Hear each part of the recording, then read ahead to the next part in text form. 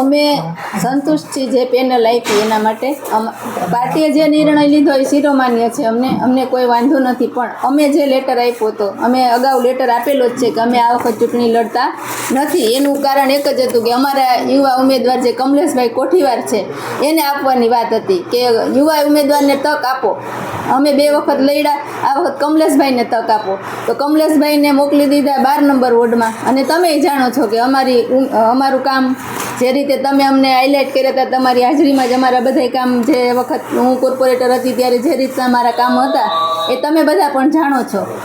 એટલે અમારી કોઈ પાર્ટી સાથે નારાજગી નથી, એ પાર્ટીએ જે આપી. પણ એક વસ્તુ છે કે જે બેનને ઓબીસી સમાજમાંથી ટિકિટ આપી છે એ બેનને હું ઓળખતી નથી, કે કદાચ અમારા કોઈ કાર્યકર્તા એ નહીં ઓળખતા હોય. એટલે એટલી વસ્તુ છે અમારા માટે કે પાર્ટી જ્યારે ભલે ટિકિટ આપી, અમે પણ કીધેલું કે આપો, કોઈ બીજાને આપો તક.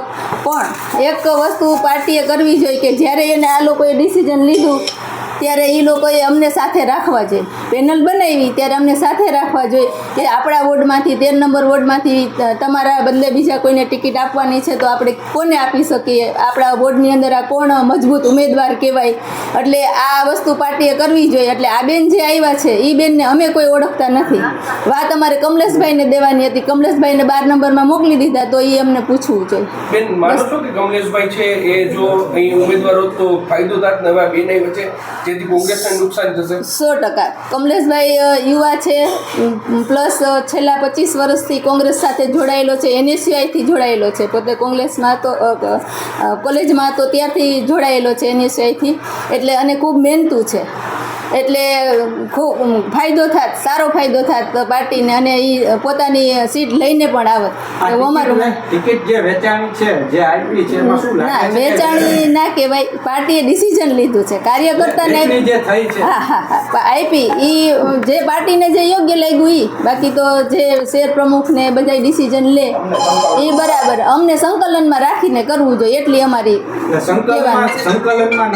નહીં. અમને બોલાવ્યા નથી કે ભાઈ આપણે 13 નંબરની વોર્ડની અંદર તમે લેટર આપ્યો છે, તમે નથી લડતા, તો કમલેશભાઈને અમે 12 નંબરમાં આપી છીએ.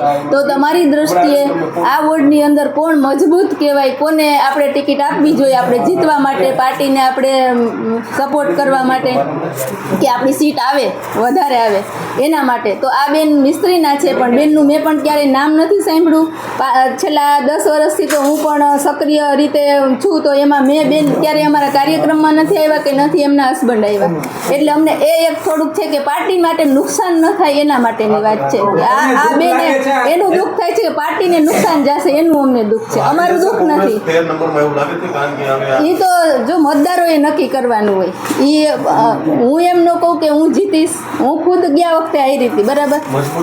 હા, મજબૂત એટલે એક બેન થોડાક. તમે વોર્ડ નંબર 13 ના પૂર્વ કોર્પોરેટર થઈ ચૂક્યા છો.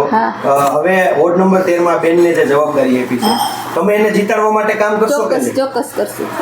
અમે પહેલા એ કીધું હતું અને હજી એ કહી છે કે કોઈ પણ ને આપે પાર્ટી ટિકિટ અમારા માટે શિરોમાન્ય, પણ કોઈ મજબૂત ઉમેદવાર આપવો જોઈએ પાર્ટીએ, એટલી ખાલી અમારી. કામ આધારિત થાય છે કે વહીવટી પ્રક્રિયા? નહીં, કામ આધારિત થતી હોય ને પાર્ટીને જે યોગ્ય લાગતું હોય એ રીતે. પાર્ટીને ઉમેદવાર સારા દેખાતા હોય તો પાર્ટી આપી હોય કદાચ ટિકિટ.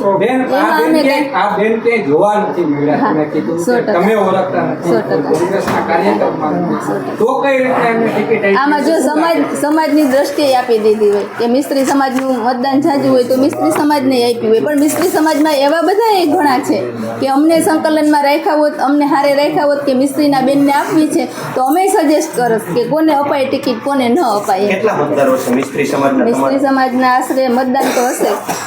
ઓકે.